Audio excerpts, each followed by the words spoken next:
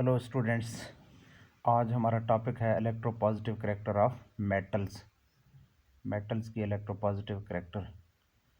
It is the tendency it is the tendency tendency मतलब चाहत, ख्वाहिश। It is the tendency of an of a metal to lose electrons. ये एक metal की वो चाहत है, वो ख्वाहिश है या वो खासियत है जिसके ज़रिए से वो इलेक्ट्रॉनों को खारिज करने की चाहत रखती है। अच्छा जी, तो बच्चे, ये जो इलेक्ट्रोपॉजिटिव करैक्टर है इसको मेटेलिक करैक्टर भी कह सकते हैं। This character is also called metallic character. तो अब पेपर में आपसे इलेक्ट्रोपॉजिटिव करैक्टर की बजाय मेटेलिक करैक्टर भी पूछ सकता है, या इसका ट्रेंड वगैरह कोई अगर कहीं पूछ रहा हो तो इलेक्ट्रोपॉजिटिव करैक्टर या मेटेलिक करैक्टर पूछ सकता है। This character is also called metallic character. यानी इलेक्ट्रॉन लूज करने की जो स्टूडेंट्स जो खासियत होती है उसे मेटेलिक करैक्टर या इलेक्ट्रोपॉजिटिव करैक्टर कहते हैं। अब हम देखेंगे कि वैलेंसी ऑफ अ मेटल। एक मेटल की वैलेंसी जो है वो कैसे हम मालूम करते हैं, कैसे पता चलता है बच्चे। इट इज़ इक्वल टू, ये जो वैलेंसी है ये बराबर होता है किस चीज़ के एक मेटल जो है वो जितने इलेक्ट्रॉन खारिज करेगा वो उसकी वैलेंसी के बराबर होता है। It is equal to number of electron lose by an atom. Lose by an atom. एक एटम या एक एलिमेंट जितना इलेक्ट्रॉन लूज करे वो उसकी वैलेंसी है। अच्छा जी बच्चे, फ़र्ज़ करते हैं यहाँ पे कुछ एग्जांपल। अब ये मेटल इलेक्ट्रॉन लूज क्यों करते हैं? क्योंकि ये स्टेबल होना चाहते हैं, ये ऑक्टेट या डुप्लेट कंप्लीट करना चाहते हैं। मेरे पास है सोडियम, इसके पहले शेल में 2, दूसरे में 8, तीसरे में 1 इलेक्ट्रॉन। अब देखें इसके पास एक एक्स्ट्रा इलेक्ट्रॉन है ऑक्टेट से, तो इसकी टेंडेंसी है, इसकी कोशिश है, इसकी चाहत है कि ये जो एक्स्ट्रा इलेक्ट्रॉन है इसको ये लूज़ कर दे। तो सोडियम क्या करेगा, अब इसके पहले शेल में 2, दूसरे में 8, और ये जो एक एक्स्ट्रा इलेक्ट्रॉन है ऑक्टेट से इसको ये लूज़ करेगा, इसके ऊपर एक पॉजिटिव चार्ज आ जाएगा। अब चूंकि इसने एक इलेक्ट्रॉन लूज़ किया है तो लिहाजा अब इसकी जो वैलेंसी है वो 1 है। इसी तरह से एक और एग्जांपल लेते हैं स्टूडेंट्स। मेरे पास है मैग्नीशियम, एटॉमिक नंबर 12। इसके पहले शेल में 2, दूसरे में 8 और तीसरे में 2 इलेक्ट्रॉन है। अब इसके ऑक्टेट से 2 इलेक्ट्रॉन यहाँ पे एक्स्ट्रा हैं, तो लिहाजा ये मैग्नीशियम जो है ये 2 इलेक्ट्रॉन लूज़ करेगा अपने ऑक्टेट को कंप्लीट करने के लिए। मैग्नीशियम इसके पहले शेल में 2, दूसरे में 8। अब जो 2 इलेक्ट्रॉन इसके ऑक्टेट से एक्स्ट्रा है वो उसने लूज़ कर दिए हैं, तो चूंकि इसने 2 इलेक्ट्रॉन लूज़ किए हैं तो इसकी वैलेंसी जो है अब 2 है। और अब एलुमिनियम जो है स्टूडेंट्स, एलुमिनियम की जो एटॉमिक नंबर है जो एलुमिनियम का वो 13 है। पहले शेल में 2, दूसरे में 8, तीसरे में 3 इलेक्ट्रॉन है। अब ऑक्टेट कंप्लीट करने के लिए इसे 3 इलेक्ट्रॉन लूज़ करने पड़ेंगे। पहले शेल में 2, दूसरे में 8। ये जो एक्स्ट्रा जो ऑक्टेट से एक्स्ट्रा 3 इलेक्ट्रॉन है ये इनको लूज़ करने की कोशिश करता है और लूज़ कर देता है ऑक्टेट मुकम्मल करने के लिए। तो चूँकि 3 इलेक्ट्रॉन लूज़ कर, इसकी वैलेंसी 3 है। जिंक स्टूडेंट्स हमेशा 2 इलेक्ट्रॉन लूज़ करता है और जिंक की वैलेंसी जो है वो 2 है। 2 इलेक्ट्रॉन लूज़ करेगा और वैलेंसी 2। अब यहाँ एक गलती की है मैंने। एलुमिनियम जो है इसने 3 इलेक्ट्रॉन लूज़ किए हैं तो +3 चार्ज है, ये इसके वैलेंसी को +3 शो कर रहा है।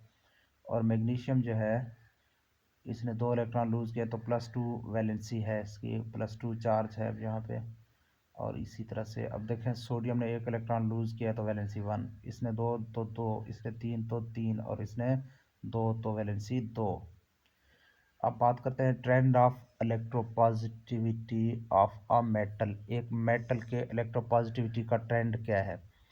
बच्चे ट्रेंड हम कैसे देखें, हम पीरियोडिक टेबल में देखते हैं। पीरियोडिक टेबल में दो चीज़ें हैं, ग्रुप हैं और पीरियड्स हैं। तो हम पहले देखेंगे कि एक ग्रुप में जब हम डाउन दी ग्रुप जाते हैं, ग्रुप में हमेशा हम टॉप टू बॉटम, क्योंकि वर्टिकल कॉलम्स ग्रुप कहलाते हैं, तो एक वर्टिकल कॉलम या एक ग्रुप में जब हम जाते हैं टॉप टू बॉटम, देखेंगे कि हम देखते हैं कि जो इलेक्ट्रोपॉजिटिव करैक्टर है वो इंक्रीज करता रहता है, कि down the group electropositive character जो है वो इंक्रीज करेगा, increase is down the group.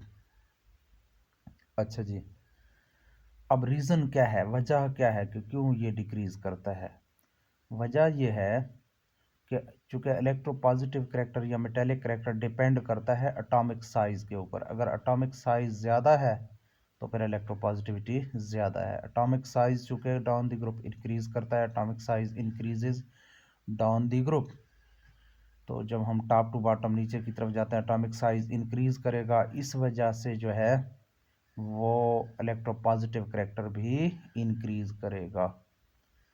अच्छा जी बच्चे, यहाँ पे एक दिलचस्प थोड़ी सी एक मिसाल देने की कोशिश कर रहा हूँ। अगर हम इलेक्ट्रोपॉजिटिविटी को मैं अगर सखावत कहूँ, इलेक्ट्रोपॉजिटिविटी को सखावत कहते हैं, फ़र्ज़ करें मैं यहाँ पे सखावत से तशबीह दे रहा हूँ, और मैं एटॉमिक साइज़ को जो है वो मैं किसी इंसान के दिल से तशबीह दे रहा हूँ। एटॉमिक साइज़ जो है वो किसी इंसान का दिल है, एटॉमिक साइज़ जो है वो दिल है। अब आम तौर पे हम कहते हैं कि सही इंसान को हम क्या कहते हैं कि इसका दिल बड़ा है। अब जिसका दिल बड़ा है वो ज़्यादा सही है। अब यहाँ पे मैं क्या कह रहा हूँ, एटॉमिक साइज़ दिल है तो सही ज़्यादा है, यानी दिल अगर बड़ा है तो सखावत ज़्यादा है। अब एटॉमिक साइज़ जो है यहाँ पे बड़ा है, ज़्यादा है, तो फिर इलेक्ट्रोपॉजिटिविटी ज़्यादा है, और एटॉमिक साइज़ कम है तो इलेक्ट्रोपॉजिटिविटी कम है। अब डाउन द ग्रुप जब हम जाते हैं तो एटॉमिक साइज़ बढ़ जाता है। अब एक फर्स्ट ग्रुप के एलिमेंट है मेरे पास, hydrogen, lithium, sodium, potassium, rubidium, caesium, francium. अब देखें, पहले हाइड्रोजन, इसका एक शेल है, साइज़ छोटा है। अब दूसरे में देखें दो शेल हैं, लिथियम के दो शेल हैं, पहले शेल में दो, दूसरे में, और सोडियम के तीन शेल हैं, पहले में दो, दूसरे में 8 और तीसरे में एक इलेक्ट्रॉन है। अब आप देखें जब हम डाउन द ग्रुप आ रहे हैं तो शेल्स बढ़ रहे हैं और एटॉमिक साइज़ भी इंक्रीज कर रहा है। अब देखें पीरियड, जितना पीरियड का जो नंबर होगा उतने ही शेल्स होते हैं। पहले पीरियड एक शेल, दूसरे में दो शेल होते हैं एलिमेंट्स के, तीसरे वाले एलिमेंट्स के तीन शेल होते हैं, चौथे पीरियड्स के जितने भी एलिमेंट्स हैं उनके चार शेल होंगे, और चौथे पीरियड के जो एलिमेंट्स होंगे उनके चार शेल होंगे, पाँचवें के पाँच शेल्स होंगे, छठे के छः शेल्स होंगे,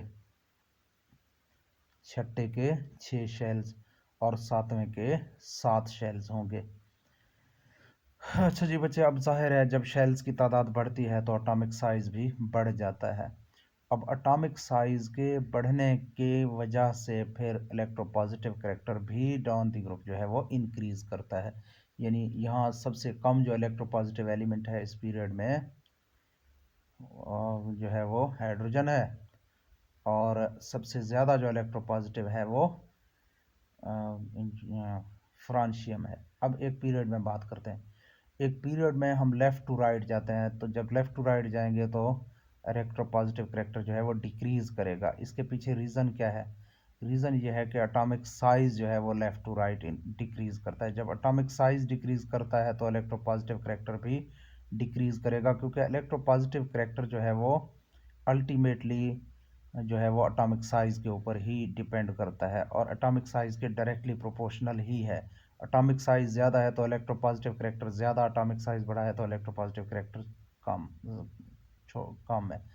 अच्छा जी, अब एटॉमिक साइज़ जो है डिक्रीजेज तो दिल यानी छोटा हो जाता है, इसलिए इलेक्ट्रोपॉजिटिव करैक्टर भी लेफ़्ट टू राइट जो है वो डिक्रीज करता है एक पीरियड में। एटॉमिक साइज़ बड़ा है तो इलेक्ट्रोपॉजिटिविटी ज़्यादा है, एटॉमिक साइज़ कम है तो इलेक्ट्रोपॉजिटिविटी भी कम है, मेटेलिक करैक्टर भी कम है। अब एक पीरियड के एलिमेंट हैं, lithium, beryllium, boron, carbon, nitrogen, oxygen, fluorine और नियान दूसरे पीरियड के एलिमेंट हैं। अब देखें सब में दो दो जो है वो शेल्स हैं, लेकिन जो है वो शेल्स तो बढ़ नहीं रहे, लेकिन देखें एटॉमिक नंबर इंक्रीज कर रहे हैं मुसलसल, जिसकी वजह से साइज जो है न्यूक्लियर इफेक्टिव न्यूक्लियर चार्ज बढ़ जाता है और साइज जो है वो लेफ़्ट टू राइट कम होती चली जाती है। आपको पता है कि एक पीरियड में left to right atomic size जो है वो डिक्रीज करते हैं। जब एटॉमिक साइज डिक्रीज करेगा, तो अभी भी हम बात कर रहे थे कि एटॉमिक साइज के डिक्रीज करने की वजह से फिर बचे जो इलेक्ट्रोपॉजिटिव करैक्टर है वो डिक्रीज करेगा, मेटेलिक करैक्टर जो है वो डिक्रीज करेगा। अब यहाँ पे देखें तो लिथियम जो है वो सबसे जो है मोर इसका जो है इलेक्ट्रोपॉजिटिव करैक्टर है इस पीरियड के अंदर। लिथियम चूँकि लेफ्ट साइड पे है तो इसकी इलेक्ट्रोपॉजिटिव करैक्टर सबसे ज़्यादा है। अच्छा जी, क्योंकि साइज़ बड़ा है इसका। और इधर जाते हैं, सबसे छोटे साइज़ का जो एलिमेंट है इस पीरियड के अंदर वो फ्लोरीन है। तो फ्लोरीन की जो इलेक्ट्रोपॉजिटिविटी है वो सबसे कम है। आपको पता है इलेक्ट्रोनेगेटिविटी फ्लोरीन की सबसे ज़्यादा है, लेकिन इलेक्ट्रोपॉजिटिविटी सबसे कम है। और इलेक्ट्रोपॉजिटिविटी और इलेक्ट्रोनेगेटिविटी दोनों एक दूसरे के उलट चीज़ें हैं। जिसकी इलेक्ट्रोपॉजिटिविटी ज़्यादा है उसकी इलेक्ट्रोनेगेटिविटी कम, जिसकी इलेक्ट्रोनेगेटिविटी ज़्यादा उसकी